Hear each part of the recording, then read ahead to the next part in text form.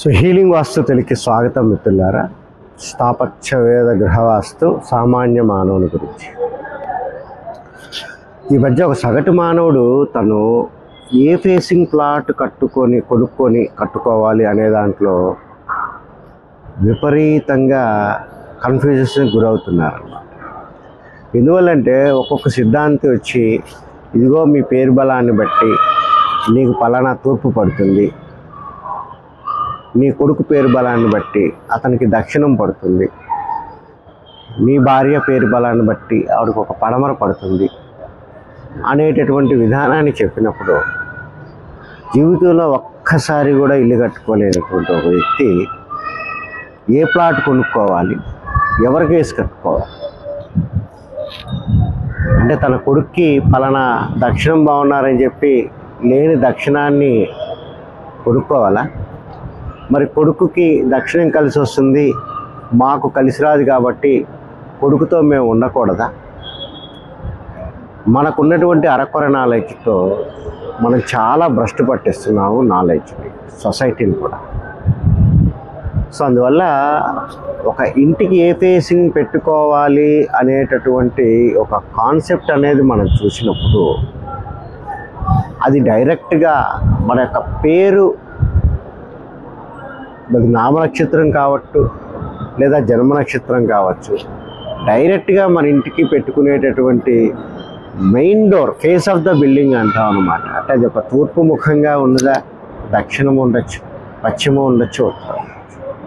అంటే ఏ జాతకుడికి ఎటువంటి సింహద్వారం అనేది డైరెక్ట్గా ఒక కనెక్టివిటీ అనేది లేదు. దయచేసి ఇది మీరు తెలుసుకోండి. మరి దేనికి కనెక్టివిటీ ఉన్నది అనేది మనం చూసుకునేటప్పుడు మనము ఒక ఇల్లు అలానా ఫేసింగ్ అని చెప్పే ముందే అతనికి ఆ ఇంట్లో ఉన్న ఫ్యామిలీ మెంబర్స్కి ఎటువంటి క్వాలిటీ కారకత్వము, స్పేస్ కారకత్వము అనుకూలంగా ఉంటుందని లెక్కలు కడతామండి. అది ఆయాది గణితం అని చెప్పి చెప్తామన్నమాట. అంటే ఒక ఇల్లు అన్నప్పుడు కొంతమంది వ్యక్తుల సమూహం అన్నమాట. ఎందుకంటే మన ఇల్లు ఒక్క మనిషికే కట్టం కదా, ఒక భార్య, భర్త, వారి పిల్లలు, కనీసం సమూహం ఒక 3-4 ఉన్నప్పుడు 4 జన్మ నక్షత్రాల్లో పుట్టి ఉండొచ్చు. కానీ 4కి 4 దిక్కులు తెమ్మంటే తేలేం కదా. ఇక్కడ చేసేది కాన్సెప్ట్ ఏంటంటే ఆ ఇంట్లో ఉన్న ఫ్యామిలీ మెంబర్స్ అందరికీ లేదా ఎక్కువ మందికి అనుకూలంగా ఉండేటటువంటి ఒక నక్షత్ర బలాన్ని లెక్క కట్టి ఆ యొక్క నక్షత్ర బలం అనేది క్రియేట్ చేయాలి అనుకునేటప్పుడు ఆ లెక్కల్లో యోని అనేటటువంటిది ఒక లెక్క ఉందన్నమాట, ఒక ఫార్ములా. అది ఈ నక్షత్ర బలానికి ఏ ఫేసింగ్ సింహద్వారం పెట్టాలనే లెక్క అందులో వస్తుందన్నమాట. It's not directly related with the జన్మ నక్షత్ర ఆర్ నామ నక్షత్ర ఆఫ్ ద కర్త ఫ్యామిలీ. వారందరికీ అనుకూలంగా ఉండే ఒక కామన్ స్పేస్ని డిరైవ్ చేసి అదొక నక్షత్ర బలమే ఉంటుంది.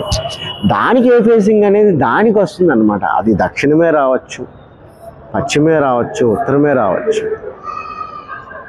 లేదా ఇంకొక నక్షత్ర బలం వారికి అనుకూలంగా ఉండే ఇంకొక నక్షత్ర బలం అనేది మనం తీసుకునేటప్పుడు దానికి ఇంకొక ఫేసింగ్ రావచ్చు. అంటే ఇక్కడ మీరు అర్థం చేసుకోవాల్సింది ఏంటి, మీరు తెచ్చినటువంటి ఏ ప్లాట్ అయినా సరే మీ ఇంట్లో అందరి జన్మ నక్షత్రాలకి సరిపెట్టి మనము ఇల్లు కట్టవచ్చు. అంతేగాని స్పెసిఫిక్గా నాకు ఈ తూర్పే పడుతుంది ఇంకా మిగతా 3 విసర్జించమన్నారు అన్న దాంట్లో ఎటువంటి వాస్తవికత లేదు. ఈ విషయం తెలుసుకుంటారని ఒక వీడియో చెప్పడం అనేది జరుగుతుంది. Thank you.